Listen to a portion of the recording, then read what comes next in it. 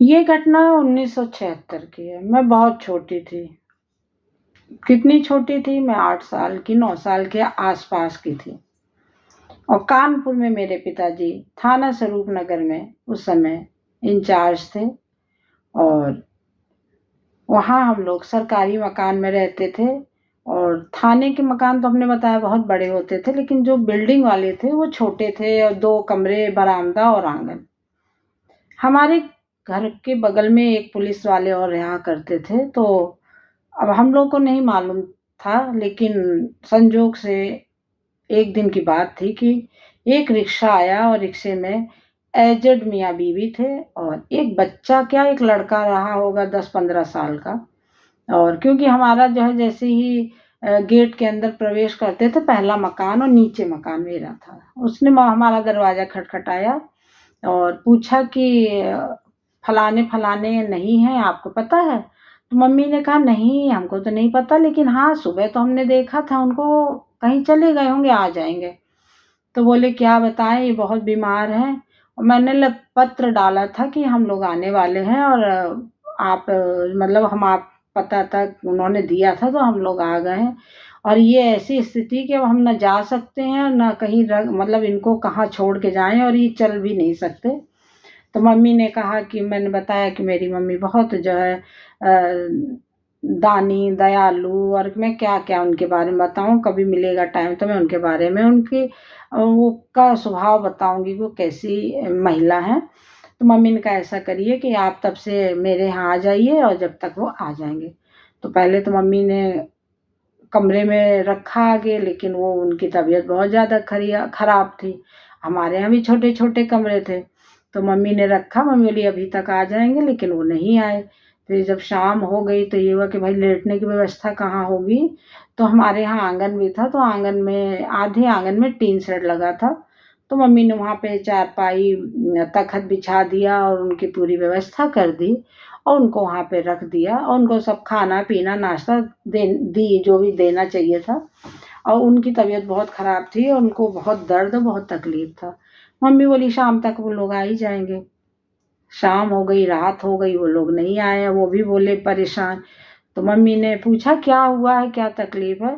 तो उन्होंने बताया कि जो एजेड व्यक्ति थे, उनको बोले इनके जाँघ में बहुत बड़ा फोड़ा है और इतना तकलीफ़ में है और मैंने पत्र लिखा था कि हैलेट हॉस्पिटल में दिखाना है। कानपुर का बहुत बड़ा सरकारी हॉस्पिटल है ये और ठीक स्वरूप नगर थाने के ठीक सामने। मुझे बहुत अच्छे से याद है क्योंकि हम लोग रोड पार करके था, इतना बड़ा हॉस्पिटल था कि हम लोग खेलने-कूदने भी वहाँ जाते थे। पार्क था बहुत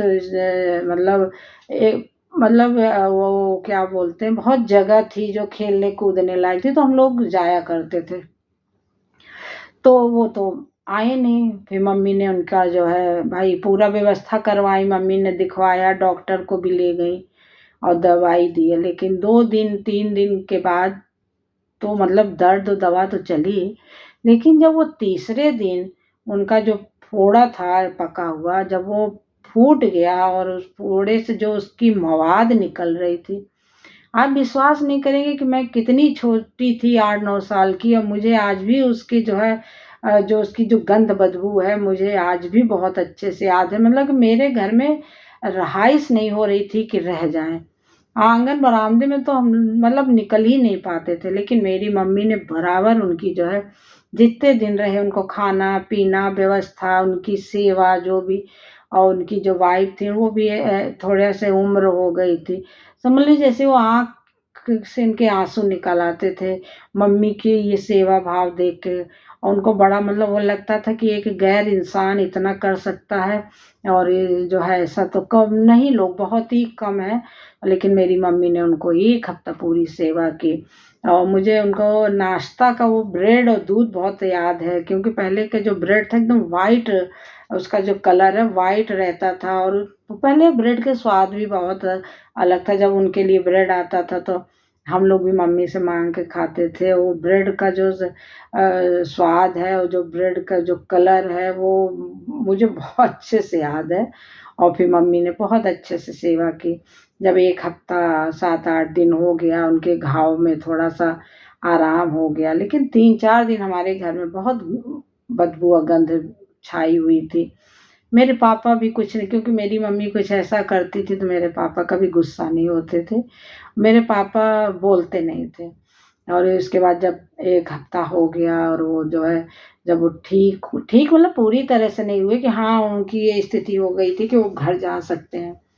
जब वो घर जाने लगे तो आप विश्वास नहीं करेंगे, उनका जो वो आशीर्वाद और वो जो एक अंदर का जो भाव उनके मम्मी के प्रति, मेरे पापा के प्रति, कि हम लोगों की इतनी आप लोगों ने सेवा की, और वो इतना आशीर्वाद दिए। मेरा उसी समय 2 बहन थी उस समय, मेरा एक भाई गोद में था। वो वहीं पे उसी जगह स्वरूप नगर थाने में ही मतलब उसका भी जन्म हुआ था।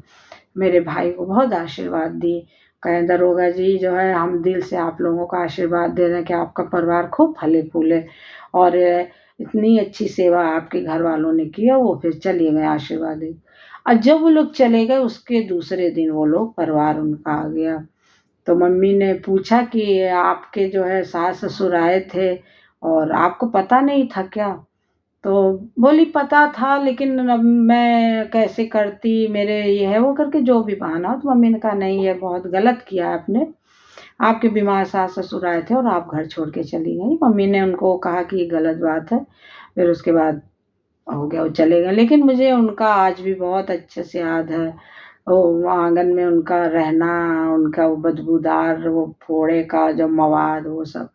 तो कभी-कभी ऐसी घटनाएँ मेरे साथ इसलिए भी होती रही है कि मेरे मम्मी-पापा भी वैसे रहे, तो वैसी घटनाएँ भी होती रहीं। तो वो घटनाएँ मेरे दिलो-दिमाग में हमेशा रही।